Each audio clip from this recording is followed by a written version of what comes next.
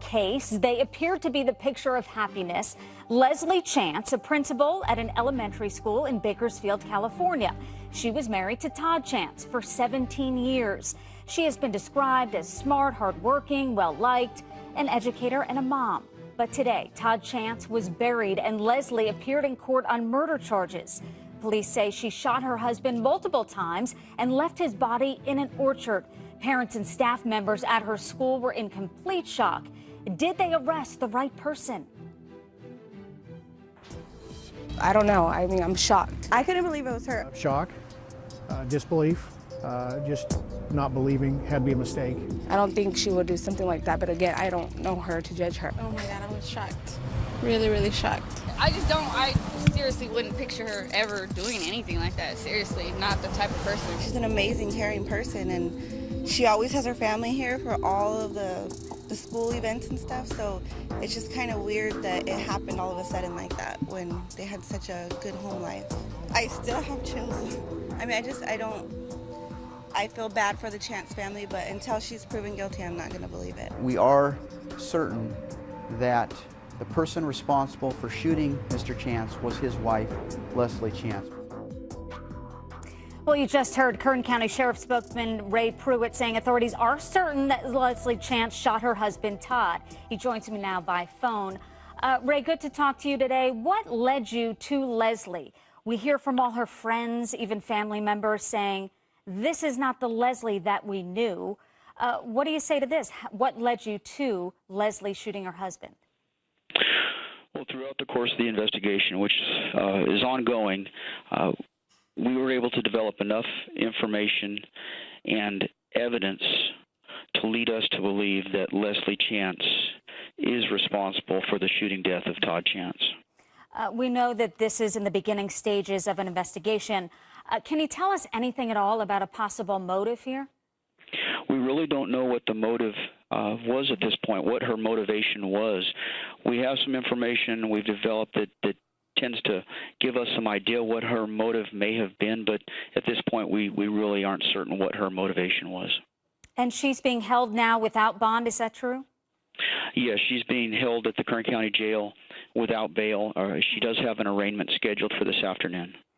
What has the response been to you and the reaction? Because, again, this is a principal of a school. What are people saying? Any reaction on your end? Well, there has been a lot of information that's come out in the public. We know that this is a case that's getting a lot of publicity because of the circumstances surrounding this homicide investigation. Ray Pruitt, we appreciate your time. Thanks so much for talking to us about this. A lot more to talk about. Want to bring in my legal dream team. Criminal and civil defense attorney Esther Panich is here from me, with me in Georgia, and also from Florida, criminal defense attorney, former prosecutor Philip Snyder is here as well. Good to see you both. Esther, I'll speak with you on this first. We were talking during a commercial break. Right. You hear everyone who knew her, even a friend of 7 years, saying, I've never even seen this woman in a bad mood. Does that surprise you? It doesn't. I mean, first of all, we need to remember she is presumed innocent until proven guilty in a court of law, not in the court of public opinion. If she is guilty, it still would not surprise me. People have a way of compartmentalizing their life, and if she could live, we don't know what happens behind closed doors. Most people don't. People, I come across people of all types in my family law and criminal practice. You never know. They can put on such a good front, but what's going on under the seams, you just don't know. Being held without bond, what does that say to you? That says that, well, right now that's an automatic. When you're booked in for murder, you're held without bond until you can see a judge. A judge always has the discretion to grant a bond or some type of conditions to allow the person to be released if they're not a threat to the community and if their appearance can be secured at the trial and future proceedings. Philip, this is a bizarre case because she is a principal, the head of a school. Children look up to her. Is it odd to you that a person of that stature could be accused of such a horrific crime? You know what? Nothing seems to surprise me anymore. Is anything sacred these days? She's a principal for an elementary school. Now, Esther made a good point. She is innocent until proven guilty, but it is concerning that they made an arrest so quickly after the murder, and they have the murder weapon.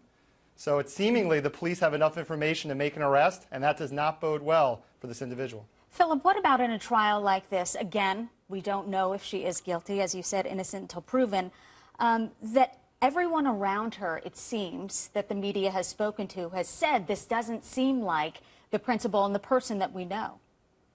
Well, that's not surprising. We don't know what happens behind closed doors, and everyone that knows her, she's the jovial, bubbly principal that gets on the microphone and says, "Have a great day, Glendale High." So it's difficult for those people that have trusted her and looked up to her to imagine that this individual could have possibly done something as so heinous as killing her 17-year marriage to her husband. Yeah, married for 17 years. Unbelievable. We, of course, will be following this.